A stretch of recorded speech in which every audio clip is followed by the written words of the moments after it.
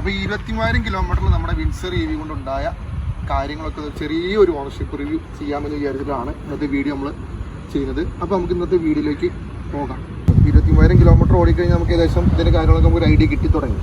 പിന്നെ റേഞ്ച്, ഇത്രയാണ് ഇലക്ട്രിക് വണ്ടിയിൽ പ്രധാനമായും എല്ലാവരും സെർച്ച് ചെയ്യുന്ന കാര്യങ്ങളാണ് റേഞ്ച്, ടയർ ലൈഫ്, പിന്നെ കംപ്ലയിൻസ് ഉണ്ടോ ഇല്ലയോ എന്നുള്ള കാര്യങ്ങൾ, പിന്നെ അതുപോലെ പോസിറ്റീവ് കാര്യങ്ങളും നെഗറ്റീവ് കാര്യങ്ങളായിരിക്കും അത്യാവശ്യം എല്ലാവർക്കും അറിയേണ്ട കാര്യങ്ങൾ. അതായത് ഞാനായാലും അങ്ങനെ തന്നെയാണ്. അത് നെഗറ്റീവാണ് ഏത് വണ്ടി അന്വേഷിക്കത്തുള്ളൂ, ഒരാൾ നാടെടുക്കണോ വേണ്ടി തീരുമാനിക്കത്തുള്ളൂ. അപ്പോൾ ആദ്യമായിട്ട് നമ്മൾ വിൻസർ 23,000 കിലോമീറ്റർ ഓടിയാൽ സർവീസിലേക്ക് നമുക്ക് ആദ്യം കിടക്കാം. ആദ്യത്തെ സർവീസ് 1000 കിലോമീറ്റർ ആയിരുന്നു. 1000 കിലോമീറ്റർ സർവീസിൽ ഫ്രീ ഓഫ് കോസ്റ്റ് ആണ് നമുക്ക് വന്നത്. ജസ്റ്റ് ഒരു ജനറൽ ചെക്കപ്പ് മാത്രമേ ഉണ്ടാകത്തുള്ളൂ, അതിൽ നമുക്ക് ഫ്രീ ഓഫ് കോസ്റ്റ് ആണ്. പിന്നെ വരുന്നത് 5000 കിലോമീറ്ററാണ്. 5000 കിലോമീറ്ററിൽ നമുക്ക് ചേഞ്ച് വന്നത് 6 മാസം അല്ലെങ്കിൽ 5000 കിലോമീറ്റർ, അങ്ങനെയാണ് ഒരു സർവീസ് വരുന്നത്. അതിൽ നമുക്ക് വരുന്നത് റെഡ്യൂസർ ഫ്ലൂയിഡ് മാത്രമാണ് അതിൽ ചേഞ്ച് ചെയ്തിട്ടുള്ളത്. റെഡ്യൂസർ ഫ്ലൂയിഡും പിന്നെ അലൈൻമെൻറ്റ് അന്ന് പ്രശ്നം ഉണ്ടായിരുന്നു. അപ്പോൾ അലൈൻമെൻറ്റ് അവിടെ നിന്ന് ചെയ്തായിരുന്നു. എല്ലാം കൂടി എനിക്ക് 1700 രൂപ അവിടുന്ന് പ്രൈസ് വന്നു. പിന്നെ നമുക്ക് വന്നത് 15,000 കിലോമീറ്ററാണ്. ഇതിൽ നമ്മുടെ ഒരു MGയുടെ ഒരു ആപ്പ് ഉണ്ട്, മൈ MG എന്ന് പറഞ്ഞ ആപ്പ് ഉണ്ട്. ആ ആപ്പ് നോക്കി മാത്രം വിൻസർ ഉപയോഗിക്കുന്നവർ സർവീസിന് പോവുക, അല്ലെങ്കിൽ സർവീസിൽ നിന്ന് പലതരത്തിലുള്ള ബില്ലുകൾ കയറും. എന്നോട് 5000 സർവീസ് കഴിഞ്ഞപ്പോൾ എന്നോട് പറഞ്ഞത് 15,000 സർവീസിന് 5000 രൂപയാവും എന്നാണ് സർവീസ് സെൻ്ററിൽ എന്നോട് പറഞ്ഞത്. അപ്പോൾ അത് വെച്ച് നോക്കുമ്പോൾ ഞാൻ എൻ്റെ വിൻസറുള്ള കുറേ സുഹൃത്തുക്കളുണ്ട്. അപ്പോൾ അവരോട് ചോദിച്ചു. അതിന് ശേഷമാണ് MGയുടെ ഒരു ആപ്പ്, മൈ MG എന്നൊരു ആപ്പിലുണ്ട് കറക്റ്റായിട്ട് എന്തൊക്കെ സാധനങ്ങളാണ് ഓരോ സർവീസിലും ചേഞ്ച് ചെയ്യേണ്ടതെന്നുള്ള ആപ്പിൽ കറക്റ്റായിട്ട് പറയുന്നുണ്ട്. അപ്പോൾ ഞാൻ 15,000 സർവീസിന് പോകുന്ന നേരത്ത് തന്നെ ഞാൻ ഈ ആപ്പിൽ നോക്കി എന്തൊക്കെ ചേഞ്ച് ചെയ്ത സാധനങ്ങളെന്ന് മനസ്സിലാക്കി. അപ്പോൾ അതിൽ ആകെ വരുന്നൊരു AC ഫിൽറ്റർ ചേഞ്ചിങ് മാത്രമാണ് 15,000 കിലോമീറ്ററിൽ വരുന്നുള്ളൂ. ആ ഫിൽറ്ററിന് റേറ്റ് വരുന്നത് വെറും 700 റുപ്പീസ് അങ്ങനെ എങ്ങാണ്ട് വരുന്നുള്ളൂ. പോയത് കൊണ്ട് ഞാൻ രക്ഷപ്പെട്ടു, ഇല്ലെങ്കിൽ ഞാൻ 4500 5000 കൊടുത്ത് ഞാൻ പോരേണ്ടി വന്നേനെ. അതിൽ നോക്കി പോയതുകൊണ്ട് ഞാൻ പറഞ്ഞു എനിക്ക് സർവീസ് മാനുവലിൽ പറയുന്നത്, അത് വാറണ്ടി ടേംസ് ആൻഡ് കണ്ടീഷൻസ് പറയുന്ന കാര്യങ്ങൾ മാത്രം ചെയ്താൽ മതിയെന്ന് സർവീസിൽ പറഞ്ഞത് കൊണ്ട് എനിക്ക് AC ഫിൽറ്റർ മാത്രമാണ് ചേഞ്ച് ചെയ്തത്. അതെനിക്ക് ആകെ എമൗണ്ട് വന്നത് അന്നത്തെ സർവീസിൽ 15,000 കിലോമീറ്റർ. അത് വലിയൊരു പോസിറ്റീവാണ്. 15,000 കിലോമീറ്ററിൽ ഇതുപോലത്തെ ഒരു വണ്ടി സർവീസ് കഴിഞ്ഞപ്പോൾ എനിക്ക് ആകെ വന്നത് 800 റുപ്പീസ്, 1000 താഴെ 800 റുപ്പീസ് അങ്ങനെ ആയിട്ട് വന്നിട്ടുള്ളൂ. അതിൽ കൂടുതലൊന്നും വന്നിട്ടില്ല. അതാണ് 15,000 കിലോമീറ്റർ കൂടുമ്പോഴാണ് പിന്നെ വരുന്ന സർവീസ് എല്ലാം വിൻസറിൽ 15,000 കിലോമീറ്റർ കൂടുമ്പോഴാണ് പിന്നെ വരുന്ന സർവീസുകളെല്ലാം വരുന്നത്. അത് വലിയൊരു പോസിറ്റീവാണ്. കാരണം ടാറ്റയുടെ വണ്ടിയിൽ ഞാൻ എടുക്കുന്ന സമയത്തൊക്കെ ടാറ്റ ചോദിക്കുമ്പോൾ 7,500 ബമ്പർക്ക് റിവ്യൂ ഉണ്ട്. അതിൽ 7,500 കിലോമീറ്റർ കൂടുമ്പോഴാണ് അതിൻ്റെയൊക്കെ സർവീസ് വരുന്നത്. അതൊക്കെ വിൻസറിൽ 15,000 കിലോമീറ്റർ കൂടുമ്പോഴാണ്. ഇപ്പോൾ അവരും 10,000 കിലോമീറ്റർ ആക്കി എന്നാണ് ഞാൻ കേട്ടത്. പക്ഷെ ആദ്യത്തെ വണ്ടി ആയതുകൊണ്ട് അതിനൊക്കെ ഇപ്പോഴും 7,500 കിലോമീറ്റർ കൂടുമ്പോൾ അതിന് സർവീസ് ചെയ്യണം. പിന്നെ വരുന്നത് സർവീസിൽ ഇത്രയും എമൗണ്ടുകളൊക്കെ വന്നിട്ടുള്ളൂ. ആദ്യത്തെ സർവീസിൽ 1000-ലാണ്, അതിന് ഫ്രീ ആണ്. പിന്നെ വരുന്നത് 5000-ലായിരുന്നു സർവീസ് വന്നത്. അതിൽ എനിക്ക് വന്നത് 1700 രൂപ വന്നു. റെഡ്യൂസർ ഓയിൽ അത് മാറി. അത് പിന്നെ അലൈൻമെൻറ്റും കാര്യങ്ങളും ചെയ്യേണ്ടതായിട്ട് വന്നു. അങ്ങനെ എല്ലാം കൂടെയാണ് 1700 രൂപ വന്നത്. പിന്നെ 15,000 കിലോമീറ്ററാണ് നമ്മൾ സർവീസ് ചെയ്തത്. 15,000 കിലോമീറ്റർ നമുക്ക് 800 റുപ്പീസിനടുത്ത് AC ഫിൽറ്റർ മാത്രമാണ് അതിൽ ചേഞ്ച് ചെയ്യേണ്ടതായിട്ടുള്ളൂ. വേറെ സർവീസ് സെൻ്ററിൽ പലതും പറയും, അത് ചേഞ്ച് ചെയ്യണം, അത് അലൈൻമെൻറ്റ് ചെയ്യണം, ഇത് വാങ്ങണം, ഇത് വാങ്ങണം, അത് ചെയ്യണം, ഇത് ചെയ്യണം എന്നൊക്കെ പറയും. പക്ഷേ അതൊന്നും ചെയ്യേണ്ടതായിട്ട് കാര്യങ്ങളില്ല. നമ്മൾ മൈ MG എന്ന് പറഞ്ഞ ആപ്പ് ഇൻസ്റ്റാൾ ചെയ്യുക. അതിൽ കറക്റ്റായിട്ട് ഇതുപോലെ ഓരോ സർവീസിൻ്റെയും കാര്യങ്ങൾ അതിൽ കറക്റ്റായിട്ട് പറയുന്നത്. 6 മാസം കൂടുമ്പോഴാണ് 15,000 സർവീസ് ചെയ്യുന്നത്. ആദ്യം ഏതാണോ ആവുന്നത് അത് വെച്ച് ചെയ്യണം. ഇനി അടുത്ത സർവീസ് വരുന്നത് എനിക്ക് 30,000 കിലോമീറ്ററിലാണ്. 30,000 കിലോമീറ്ററിൽ അതായത് കാണിക്കുന്നത് 2 വർഷം അല്ലെങ്കിൽ 30,000 കിലോമീറ്റർ. വണ്ടി ഇപ്പോൾ 1 വർഷം ആയിട്ടില്ല. നമ്മുടെ വണ്ടി 11 മാസം കൊണ്ട് 24,000 കിലോമീറ്റർ ആകാൻ പോകുന്നു. 1 വർഷം ആയിട്ടില്ല. 1 വർഷത്തെ സർവീസാണ് നമ്മൾ ചെയ്തിട്ടുള്ളത്. 1 വർഷം ആയിട്ടില്ല. ഇനി 2 വർഷം 30,000 കിലോമീറ്റർ. അത് അത്യാവശ്യം ഇതിലൊരു ചെറിയൊരു മേജർ സർവീസ് എന്ന് വേണമെങ്കിൽ തന്നെ വേണമെങ്കിൽ പറയാം. അതിൽ AC ഫിൽറ്റർ ചേഞ്ച് ഉണ്ട്, ബ്രേക്ക് ഫ്ലൂയിഡ് ഉണ്ട്, റെഡ്യൂസർ ഫ്ലൂയിഡ് ഉണ്ട്, കൂളൻ്റ് ഉണ്ട്, എന്നുള്ള കാര്യങ്ങൾ മാത്രമേ വരുന്നുള്ളൂ. അതിനേശം ഒരു 5,000 ഉള്ളിൽ വരുമെന്നാണ് ഞാൻ കാൽക്കുലേറ്റ് ചെയ്തപ്പോൾ. ഇലക്ട്രിക്കൽ വണ്ടികളുടെ ടയർ ലൈഫ് ഏതോ ഒരു വീഡിയോയിൽ ഏതോ ഒരുത്തം പറഞ്ഞു എന്താണ് ടയർ ലൈഫ് വളരെ കുറവാണ്. അതുപോലെ ഒരു ടയറിന് 45,000 രൂപയാണ്, 45,000 25,000 രൂപയാണെന്ന് ഏതോ ഒരു വീഡിയോയിൽ പറഞ്ഞായിട്ട് ഞാനും കണ്ടായിരുന്നത്. അതിനുശേഷം ഉള്ള എല്ലാവരുടെയും ഒരു പ്രശ്നമാണ് EV വണ്ടികൾക്ക് ടയർ ലൈഫ് ഇല്ല, ടയറിൽ ഭയങ്കര പ്രൈസാണ്, അതുപോലെ പെട്രോൾ പൈസയിൽ ലാഭം കിട്ടുന്നത് ടയർ വാങ്ങുമ്പോൾ അതിലൂടെ അത് തീരും, അങ്ങനെയുള്ള ഒരുപാട് നെഗറ്റീവ് കമൻറ്റ്സ് ഉണ്ട്. പിന്നെ നെഗറ്റീവ് പറയുന്നവർ എല്ലാ കാലത്തും നെഗറ്റീവ് പറഞ്ഞുകൊണ്ടിരിക്കുക എന്നല്ലാതെ അത് എല്ലാ കാലത്തും അങ്ങനെ തന്നെയാണ്, അത് നോക്കിയിട്ട് കാര്യമില്ല. അവർ പറഞ്ഞുകൊണ്ടിരിക്കുന്നത് ഇതിനെക്കുറിച്ച് യാതൊരു ഐഡിയ ഇല്ലാത്തതുകൊണ്ട് ഇതിനെക്കുറിച്ച് പറയുന്നതാണ് യാഥാർത്ഥ്യം. എൻ്റെ വണ്ടി ഇപ്പോൾ 24,000 കിലോമീറ്റർ ഓടി. ഇത് എൻ്റെ വണ്ടിയുടെ ടയർ ലൈഫ് കണ്ടോളൂ, എല്ലാവർക്കും കാണാം. എല്ലാ 4 ടയറും ഒരേപോലെ തന്നെ പാറ്റേണിൽ ഇത് കാണാം, കറക്റ്റ് നോക്കാം. കണ്ടോ, എല്ലാവരും 24,000 കിലോമീറ്റർ ഓടിയ വണ്ടിയാണ്. പലരും പറയുന്നത് 24,000 കിലോമീറ്റർ ആകുമ്പോൾ ടയർ തീർന്നു, ഒരു ടയറിന് എത്ര 25,000 രൂപയാണ് വില. ഇതാ കണ്ടല്ലോ, 4 ടയർ ഒരുപോലെ തന്നെ പോയിട്ടുള്ളത്. ഇനി ഉള്ളിൽ ചെത്തിപ്പോകുന്നൊരു പ്രശ്നമുണ്ടെന്ന് എല്ലാവരും പറഞ്ഞു. അത് എൻ്റെ വേണമെങ്കിൽ അതും കാണിച്ചു തരാം. ഉള്ളിലും എല്ലാം ഒരുപോലെ തന്നെയാണ്. എംജിയുടെ ക്ലബിൽ തന്നെ പറയുന്നുണ്ട് ടയർ ലൈഫ് പലർക്കും കിട്ടിയിരിക്കുന്നത് 67,000, അതുപോലെ 45,000, 40-ന് മുകളിലാണ് പലർക്കും കിട്ടിയിട്ടുള്ളത്. ടയർ ലൈഫ് വണ്ടി കിട്ടുന്നുണ്ട്. അതുപോലെ ഇതിൻ്റെ ടയറിനൊരു പ്രൈസ് വരുന്നത് 7,000 മുതൽ ടയറിന് സ്റ്റാർട്ട് ചെയ്യും. പ്രൈസ് 7,000 രൂപ. അതായത് നോർമൽ ഐസ് എഞ്ചിൻ്റെ ടയറിൻ്റെ പ്രൈസ് പോലെ തന്നെ ഇതിനും വരുന്നുള്ളൂ. ഏതോ ഒരാൾ പറഞ്ഞത് കേട്ട് എല്ലാവരും പറയുന്നു ഇലക്ട്രിക് വണ്ടിയുടെ ടയറിന് ഭയങ്കര പ്രൈസാണ്, നഷ്ടമാണ്, ഇലക്ട്രിക് വണ്ടി നഷ്ടമാണ്. അത് പറഞ്ഞത് ആ ഓരോ വണ്ടികളുടെ സെഗ്മെൻ്റ് അനുസരിച്ച് വ്യത്യാസമുണ്ട്. പിന്നെ ടയർ ലൈഫ് ഇല്ല എന്ന് പറയുന്നത് ഓരോ വണ്ടികൾക്കനുസരിച്ച് വ്യത്യാസമുണ്ട്. നമ്മുടെ വണ്ടി വിൻസർ EV ആണ്. അതുപോലെ ചില EVകൾക്ക് ടയർ ലൈഫ് കുറവാണ്. അത് കുറച്ച് അത്യാവശ്യം പവർഫുള്ളായ വണ്ടികൾ, അതായത് BE6, SCV 9, അയോണിക്, ഇതുപോലുള്ള വണ്ടികൾക്കെല്ലാം കുറച്ച് ടയർ ലൈഫ് കുറവാണ്. എന്ന് പറഞ്ഞാൽ അതൊക്കെ ഇനീഷ്യൽ ടോർക്ക് വളരെ കൂടുതലാണ്. നമ്മുടെ വണ്ടിക്ക് ഇനീഷ്യൽ ടോർക്ക് ഉണ്ട്, അത്യാവശ്യം നോർമലുമാണ്, എന്നാൽ അത്യാവശ്യം പവറുണ്ട്. അതുപോലെയാണ് നമ്മുടെ വണ്ടിയുടെ അവസ്ഥ. എന്ന് പറഞ്ഞാൽ ഭയങ്കര പവർ എന്ന് പറയാൻ പറ്റത്തില്ല, പക്ഷേ ഒരു ഐസ് എഞ്ചിൻ വെച്ച് നോക്കുമ്പോൾ വണ്ടി അത്യാവശ്യം പവർഫുൾ വണ്ടിയാണ്. നമ്മുടെ വണ്ടി ഇപ്പോൾ 23,624 കിലോമീറ്റർ ഓടി. അപ്പോൾ ഇത്രയും ഓടിയൻ്റെ ഒരു ടയർ ലൈഫാണ് ഇപ്പോൾ ഞാൻ കാണിച്ചത്. ഇലക്ട്രിക്കൽ വണ്ടിക്ക് ടയർ ലൈഫ് ഇല്ല എന്ന് പറയുന്നത് വളരെ വലിയ മണ്ടത്തരമാണെന്ന് ഞാൻ പറയുകയുള്ളൂ. ലൈഫ് കുറവുള്ള വണ്ടികളുണ്ട്, ഇല്ലെന്ന് പറയുന്നില്ല. ഇപ്പോൾ ടാറ്റയുടെ എൻ്റെ ഒരു ഫ്രണ്ടിൻ്റെ പഞ്ചീവി, അവന് 24,000 കിലോമീറ്റർ ടയർ ലൈഫ് കിട്ടിയിട്ടുള്ളൂ. അത് ഉള്ളിലെ സൈഡ് ചെത്തിപ്പോവുകയാണ് ചെയ്തത്.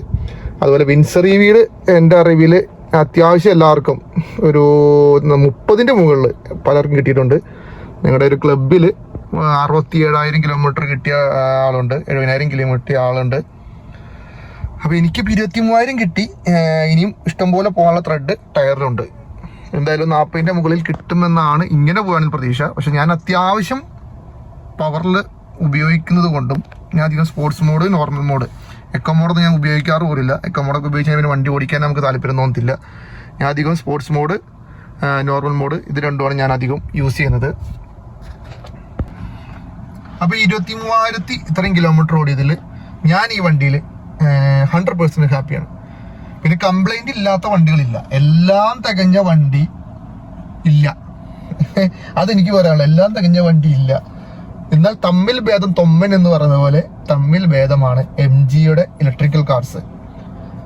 ഇപ്പോൾ ടയോട്ടയുടെ എഞ്ചിൻ അല്ല എന്ന് പറയുന്ന പോലെ പലരും പറയും ഇലക്ട്രിക്കൽ വണ്ടി ചൈനയുടെ വണ്ടിയാണ്, അതാണ് കംപ്ലൈൻറ്റ്സ് ആണ്, അതാണ് ഇതെന്ന് പറയുന്നത്.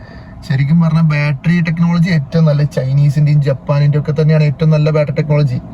എല്ലാവരും ടാറ്റയെ വെറുതെ പ്രൊമോട്ട് ചെയ്തുകൊണ്ടിരിക്കുന്നുള്ളൂ. ടാറ്റ ഉപയോഗിക്കുന്ന ആൾക്കാരും എനിക്കറിയാം, അതുപോലെ ടാറ്റ ഞാനും ഉപയോഗിക്കുന്നുണ്ട്. അപ്പോൾ അത് വെച്ച് കമ്പയർ ചെയ്യുമ്പോൾ എന്തുകൊണ്ടും ബെസ്റ്റാണ് MGയുടെ ഇലക്ട്രിക്കൽ കാർസ്. ഇതിനാകെ എനിക്ക് വന്നൊരു പണി എന്ന് പറഞ്ഞാൽ ഒരു DC ഫാസ്റ്റ് ചാർജിങ് ഇഷ്യൂ, എനിക്കൊരു കംപ്ലൈൻറ്റ് വന്നിരുന്നു. ഞാൻ എൻ്റെ വീഡിയോ ചെയ്തിട്ടുണ്ട്. അതിനുശേഷം സർവീസ് സെൻറ്ററിൽ കൊണ്ടുപോയി അവർ 2 ദിവസം അവിടെ ഇട്ട് വണ്ടി റെഡിയാക്കി തന്നു. ഇപ്പോൾ വണ്ടി ഓക്കെയാണ്, ഒരു പ്രോബ്ലവും ഇല്ല. ഇപ്പോൾ ഞാൻ എല്ലാ DC ചാർജിലും പോയി ഇടയ്ക്ക് ചെയ്ത് നോക്കും. അതുകൊണ്ട് വണ്ടിക്ക് വേറെ കുഴപ്പങ്ങളും കാര്യങ്ങളൊന്നുമില്ല. പിന്നെ അധികവും DC ഫാസ്റ്റ് ചാർജിങ്, ഇലക്ട്രിക്കൽ വണ്ടിയിൽ അധികം ഫാസ്റ്റ് ചാർജർ ഉപയോഗിക്കാതിരിക്കുക. ആവശ്യമുള്ള സമയത്ത് മാത്രം, ലോങ് ഡ്രൈവുകളിൽ മാത്രം യൂസ് ചെയ്യുക. അല്ലാത്തപ്പോൾ അധികം AC ചാർജർ മാത്രം ഉപയോഗിക്കുന്നതാണ് വണ്ടിയുടെ ബാറ്ററി ലൈഫിനും വണ്ടിക്കും ഏറ്റവും നല്ലത്. പിന്നെ ഇതിൽ നെഗറ്റീവ് പറയാം, ഇത് മാത്രം എനിക്ക് നെഗറ്റീവായിട്ട് ഇതുവരെ വന്നിട്ടുള്ളൂ. പിന്നെ എനിക്ക് തോന്നിയ കുറച്ച് നെഗറ്റീവ്സ് ഞാൻ പറയുകയാണെങ്കിൽ, പുറത്തുനിന്നുള്ള ശബ്ദം നന്നായിട്ട് ഉള്ളിലേക്ക് വരുന്നുണ്ട്. ഞാനിപ്പോൾ വേറെ ഇലക്ട്രിക്കൽ കാർ ഉപയോഗിക്കുന്നത്, കർവീവി ഉപയോഗിക്കുന്നുണ്ട്. അത് വെച്ച് കമ്പയർ ചെയ്യുമ്പോൾ അതിന് പുറത്തുനിന്ന് ശബ്ദം തന്നെ അധികം ഉള്ളിലേക്ക് വരുന്നില്ല. ഇതിന് പുറത്തുനിന്ന് ശബ്ദം അത്യാവശ്യം ഉള്ളിലേക്ക് വരുന്നുണ്ട്.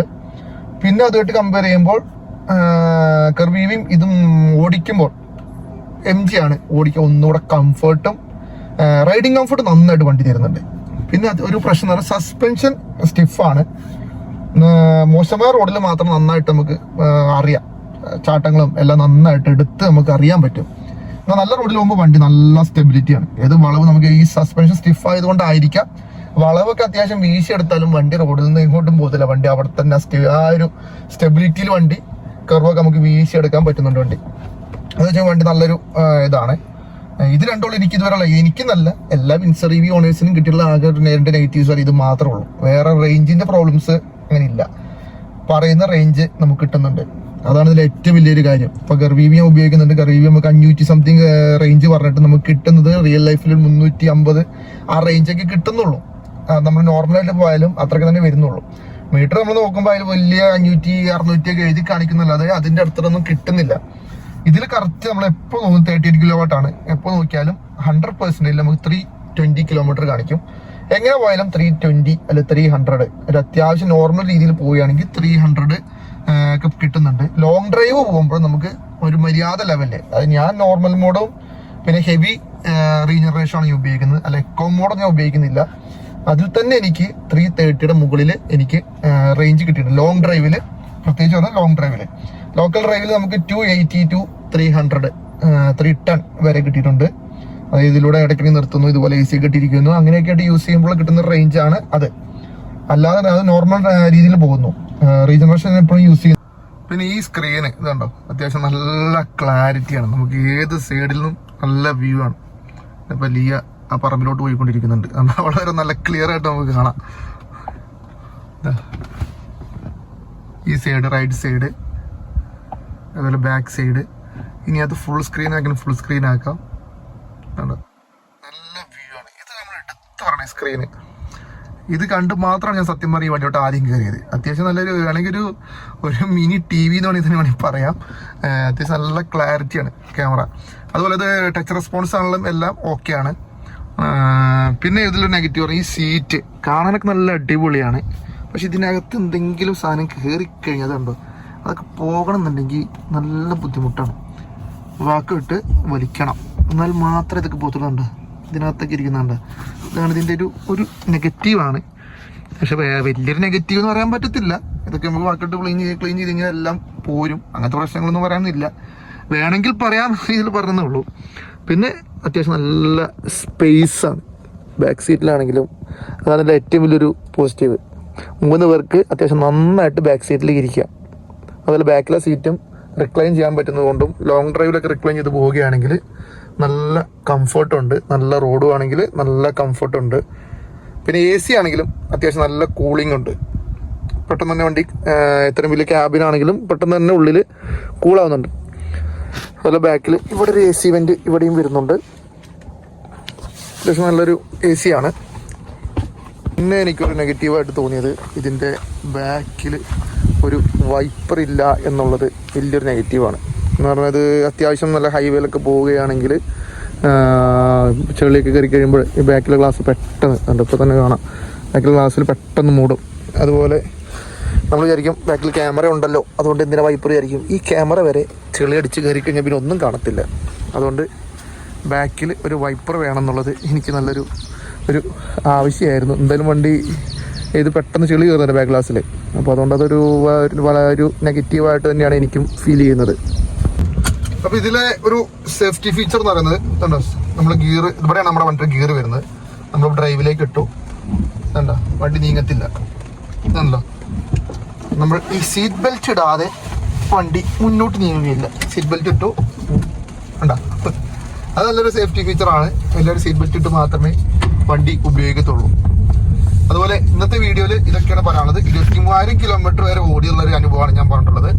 അത് വണ്ടി 1 കൊല്ലം ആയിട്ടില്ല, 11 മാസം കൊണ്ടാണ് ഇത്രയും കിലോമീറ്റർ ഓടിയത്. ടയർ ലൈഫ് ആണ് ഞാൻ ഇപ്പോൾ പ്രധാനപ്പെട്ട ഒരു കാര്യം പറഞ്ഞത്. ടയർ ലൈഫ് കിട്ടും, വിൻസർ EVയിൽ ടയർ ലൈഫ് കിട്ടും എന്നുള്ളത് ഞാൻ ഉറപ്പ് വരുന്നു. എന്ന് പറഞ്ഞാൽ ഗ്രൂപ്പിൽ എല്ലാവരുടെയും വണ്ടി എൻ്റെക്കാളും ഓടി വണ്ടിയുള്ള എൻ്റെ ഗ്രൂപ്പിലുള്ളത്. അപ്പോൾ അതിൽ നോക്കുമ്പോൾ എല്ലാവരുടെ വണ്ടിയും 40,000 കിലോമീറ്റർ കഴിഞ്ഞ ശേഷം മാത്രമാണ് പലരുടെയും ടയർ ലൈഫ് തീർന്നിട്ടുള്ളൂ. എന്നിട്ടും പിന്നെ ഓടുമെന്നുള്ളവർ വീണ്ടും അതൊന്നും ചേഞ്ച് ചെയ്തെന്ന് മാത്രമേ ഉള്ളൂ. ഇത് പിന്നെ പക്ക EV ടയർ അല്ല വിൻസർ EVക്ക് ഉപയോഗിക്കുന്നത്. അതുകൊണ്ട് ചെറിയൊരു നോയ്സ് ഉണ്ട് ടയറിന്. പക്ഷെ ടയറിനാകെ പ്രൈസ് വരുന്നത് 7,000 രൂപ മുതലാണ് ടയർ ലൈഫ്. ഒരു ടയറിന് 7,000 രൂപ വരുന്നുള്ളൂ. മറ്റേത് നമ്മുടെ B6 ഒക്കെ നോക്കുമ്പോൾ ഒരു ടയറിന് പലരും പറയുന്നുണ്ട് 20, 22 അങ്ങനെയൊക്കെ പറയുന്നത് കേൾക്കുന്നുണ്ട്. കറക്റ്റാണോ എനിക്കറിയത്തില്ല. അത് പക്ക EV ടയർ ആണ്, അതിന്റെ വ്യത്യാസം അതിൽ വരുന്നുണ്ട്. അതാണ് അതിലൊക്കെ ടയർ ലൈഫ് കുറവും ഇതിന് ടയർ ലൈഫ് കിട്ടുന്നതും. ആ ഒരു വ്യത്യാസമുണ്ട്. പിന്നെ ഒരാൾ വീഡിയോയിൽ പറഞ്ഞതുപോലെ ഈ വണ്ടികൾക്ക് എല്ലാതിനും ടയർ ലൈഫ് കുറവാന്ന് വിചാരിക്കരുത്. ഇപ്പൊ നെക്സോൺ ആണെങ്കിലും ഇതിനൊക്കെ ടയർ ലൈഫ് 80,000 വരെ കിട്ടിയ ആൾക്കാർ വരെ ഉണ്ട് ചില വണ്ടികൾക്ക്. അത് ഒരു പലരുടെ ഉപയോഗം പോലെ ഇരിക്കും. ഒന്നാമത് ഇലക്ട്രിക് വണ്ടിക്ക് അത്യാവശ്യം പവർ കൂടുതലാണ്, ഇനീഷ്യൽ ടോർക്ക് കൂടുതലാണ്. അത് ഓടിക്കേണ്ട രീതിയിൽ ഓടിക്കാതെ പെട്ടെന്ന് സഡൻ ആക്സലറേഷൻ എല്ലാം കൊടുത്ത് ഓടിക്കാൻ ടയർ ലൈഫ് കുറയും. അതിപ്പോ ഏത് വണ്ടികളായത് ബെൻസാണെങ്കിലും BMW പവർ കൂടി വണ്ടികൾക്ക് പെട്ടെന്ന് ടയർ ലൈഫ് കുറയും. അതങ്ങനെ തന്നെയാണ്. എന്ന് വിചാരിച്ച് ടയറിന് ഭയങ്കര വിലയാണ്, ടയർ പെട്ടെന്ന് തീരും എന്നൊന്നും ആരും തെറ്റിദ്ധരിക്കേണ്ട കാര്യമില്ല. അത് ഏതോ ഒരുത്തൻ അങ്ങനെ എനിക്ക് പറയാനുള്ളൂ, ഒരുത്തനൊരു വീഡിയോ ചെയ്തതോടുകൂടിയാണ് അത് ഇത്ര വലിയ ഇതായിപ്പോയത്. ഈ വണ്ടികൾക്ക് ടയർ ലൈഫ് ഇല്ല. ആ ചെയ്ത ആളുടെ വണ്ടി അയോണിക്കാൻ തോന്നുന്നു, അയോണിക്കാണ് ചെയ്ത വണ്ടി. അതിന്റെ ടയറിന് ഓക്കെ അത്യാവശ്യം പവർഫുൾ ആയ വണ്ടിയാണ്. പിന്നെ ആ വണ്ടി വാങ്ങാൻ പൈസ ഉള്ളവരെ ടയർ വാങ്ങാൻ പൈസ ഇല്ലാത്തവനായിരിക്കത്തില്ല. അത്യാവശ്യം ആ വണ്ടിക്ക് എങ്ങാണ്ട് 50 lakhs അടുത്ത് അങ്ങനെ റേറ്റ് ആ വണ്ടിക്ക് ഓൾറെഡി വരുന്നുണ്ട്. അപ്പൊ അത്രയും വലിയ വണ്ടി ആകുമ്പോൾ അതിന് പവർ കൂടും, അതിനനുസരിച്ച് ടയർ അതുപോലത്തെ ടയേഴ്സ് ആയിരിക്കും ഉപയോഗിക്കുന്നത്. അപ്പൊ അതുകൊണ്ട് എന്തായാലും ടയറിന്റെ പ്രൈസ് കൂടും. അതുപോലെയല്ല എല്ലാ EV വണ്ടികളും, അതുകൊണ്ട് കമ്പയർ ചെയ്യണം. പുള്ളി പറഞ്ഞു EV വണ്ടികൾക്ക് ടയർ ലൈഫ് ഇല്ല എന്ന് പറഞ്ഞത്, അതൊരിക്കലും പറയുന്നത് തെറ്റാണ്. ഈ വണ്ടികൾക്ക് ടയർ ലൈഫ് ഇല്ല എന്ന് പറയുന്നത് അയോണിക്കിന് മാത്രം ടയർ ലൈഫ് ഇല്ല എന്ന് മാത്രമേ പറയാവുള്ളൂ. അല്ലാതെ എല്ലാ EV വണ്ടികളും ടയർ ലൈഫിൽ അറിയുമ്പോൾ വണ്ടിയെ കുറിച്ച് അറിയാത്ത വണ്ടി വാങ്ങണം, ഇലക്ട്രിക് വണ്ടി വാങ്ങണം എന്ന് ആഗ്രഹിക്കുന്നവർക്ക് അത് അവരുടെ മനസ്സിൽ ഒരു നെഗറ്റീവ് മൈൻഡ് വരികയാണ് അതിലൂടെ. അപ്പൊ ഇത്രയും കാര്യങ്ങളെല്ലാം പറഞ്ഞുകൊണ്ട് ഇന്നത്തെ വീഡിയോ അവസാനിപ്പിക്കുകയാണ്. നിങ്ങൾക്കായിട്ട് എന്തെങ്കിലും അഭിപ്രായങ്ങളോ കാര്യങ്ങളോ എന്തെങ്കിലും ഉണ്ടെങ്കിൽ താഴെ കമന്റ് ചെയ്യുക. നിങ്ങളുടെ വണ്ടിക്ക് ടയർ ലൈഫൊക്കെ എത്ര കിട്ടിയെന്നുള്ളത് താഴെ കമന്റ് ഇടുക. അപ്പോൾ ഓക്കെ, ബൈ.